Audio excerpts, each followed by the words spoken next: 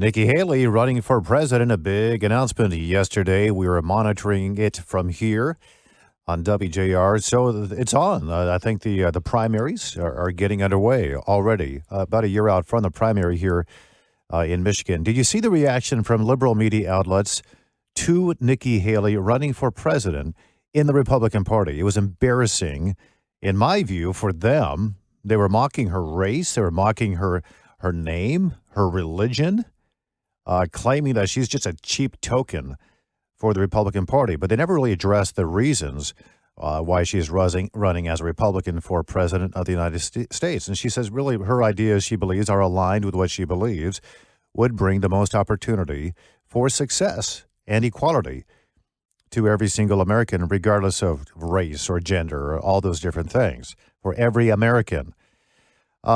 She believes she's the one to bring greater economic opportunity for Americans, lower taxes, and increase our international standing, foreign affairs, all those different things. I thought it was a great speech. She is going to be a part of a very crowded field, many believe, in a Republican primary come next year. Let's get some analysis on this from Roshini Rajkumar, political strategist and host of the Crisis Files podcast. Hi, Roshini. Good morning. Good morning, Tom. Great to be with you. Nice to have you back. So I think Nikki Haley, she seemed invigorated. She did push back on the notion that our country's best days are behind us. And she had this great line yesterday that she said, quote, "America is not past our prime. It's just that the politicians are past theirs." Is Nikki Haley potentially the fresh new direction the Republican Party needs right now? You know, there's a really strong case to be made for that, Tom. There are a lot of lines that are said when we talk about America's students and teachers and opening up the ranks of teachers to more people of color, to underrepresented groups. And some of the analysis there is because when kids see someone who looks like them, they can believe they not only could become a teacher, but they can do anything. They should be there. So for someone like Nikki Haley to be running for president, it shows the rest of the country that anyone could become president. And I say that from a lot of different vantage points, not only as an analyst, but personally as a South Asian, as a woman of color. Mm-hmm. It is very inspiring to see Nikki Haley and not just see her, Tom, but the words she says, they make sense. She is trying to buck some very strange trends. I mean, even on the Crisis Files, we're looking at this leadership vacuum we have in our country. Next week on Monday morning, the episode that's dropping is called Leadership Vacuum. So her presidency, or her candidacy at least, is coming at a really good time for America because whether she gets the nomination or not, Tom, she is going to get people talking about a lot of things. And one of those is the entrenched state of our federal government. And I'm a big proponent of term limits, and I would love to see something like that get talked about and other sort of agenda items that bring in fresh blood. Look, she's around my age. 51 is certainly not young, but it is not it's experienced, and it's not super old. So there's a lot going for her if you just look at the optics of her candidacy right now, Tom. Well, it's very young when you compare it to some others who are currently in the race from both parties and some others who want to get into it. And I want to get into the whole term limit thing because she's a big term limit supporter as well. But talk more about, you're from Sri Lanka. You came here as a toddler. Nikki Haley is of South Asian descent as well. Can you speak more so about how important this type of representation is from that part of the world? Because I was, personally just sickened by the response I heard from people on MSNBC and NBC and CNN. It was sickening to hear them criticizing a person of color simply for the fact that she was from a party that they didn't like. Yeah, and the thing is, look, I don't care if you criticize a person of color if there's something to criticize them about. Sure. But she's going on to the biggest stage, running for president of the United States. That is a bold move. That is an amazing move for anyone to make when they have credibility, and she does have credibility. And speaking of the reaction from whatever side, Tom, I was surprised even on Twitter to see I caught a clip of The View on Twitter, the show on ABC, Whoopi Goldberg reacting to Nikki Haley and almost doing like this little editorial criticizing this. I mean, Whoopi Goldberg, who I think is such an advocate for women and all people of color.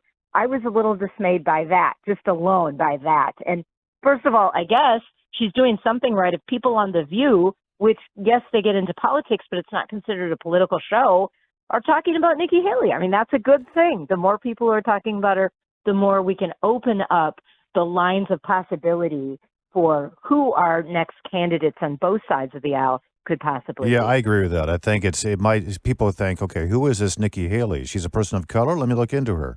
And they'll find out some things she says. And hopefully they can do that with an open mind. But when you call somebody a traitor, like she was called yesterday, that any person of color would never become a Republican. You're supposed to think and act like we do. That's sickening in my view. She mentioned something yesterday that I believe a lot of Americans can really resonate with, both Republicans and Democrats, that we have become a self-loathing country. We are no longer proud of our American heritage. And I saw that a lot yesterday with the far-left media pundits who are tearing her to shreds verbally based on her race. But also that she believes that America has more good in it than it does bad. Not ignoring the bad, but we are still a pretty good nation. What are you making of her message that we need to start having more pride in our country? Will that resonate, do you think, with the majority of Americans? I think it will resonate, Tom. And here's the thing. The majority of Americans aren't always the ones that are voting. There's a major silent majority in our country that doesn't engage. Either they don't engage publicly and maybe they do go and vote privately, or they're just so sick of everything that's going on, they're not even voting privately. So if Nikki Haley can bring out those people that want some sort of semblance of civility and respect, no matter what your beliefs are, that's what this country is founded upon. Now, I just want to take you back to Super Bowl Sunday. The days, and I, as a radio host myself, a podcast host now, as someone who is very vocal and opinionated, I will criticize my country. I will criticize both parties. But when they play that national anthem on Super Bowl Sunday, that always chokes me up, Tom. Yeah, me that too. tells me that I am still a patriot and I still have pride and hope for our country. That is what could be and seems to be the strongest message Nikki Haley is bringing out. And let me just say one more point about this person of color thing, which frankly is just kind of BS. I hate that label. I just want to be called a person, a leader, an analyst, whatever. But let's judge Nikki Haley on who Nikki Haley is. Let's not forget she was the governor of South Carolina. Most of us don't have that on our resumes. She was the ambassador to the UN and a whole host of other things that the people of her state know she has done and has led in that way. Again, I'm pretty much a centrist, but I'm just kind of disgusted with people talking about someone just because of their party and who they may have supported in the past. Look, we all have mistakes from our past. I don't want to dig up things that I did when I was 18, but at the end of the day, let's judge people on their own record. Yeah, and I think that loving your country also means that you can criticize it openly, and that's one of the things we love about America, is the ability to criticize. And she criticized her own party. She says other Republican Party that the GOP might have the right values, but they've lost the trust of a big part of America. Do you agree with that? And why do you think that's happening? Which is true. Yeah, it is true. Yeah. It's so true, but you know what? The Democrats, have no monopoly on trust either. I mean, let's face it, there is a leadership vacuum in our country right now. And until everyone who holds an office looks in the mirror and asks themselves, am I part of the problem or am I going to be part of the solution? Right. Until that day comes and these office holders answer that question honestly, we are in for big trouble. Self-reflection is key. We appreciate you, host of the Crisis Files podcast and political strategist Roshini Rajkumar. Thank you so much. Thanks, Tom.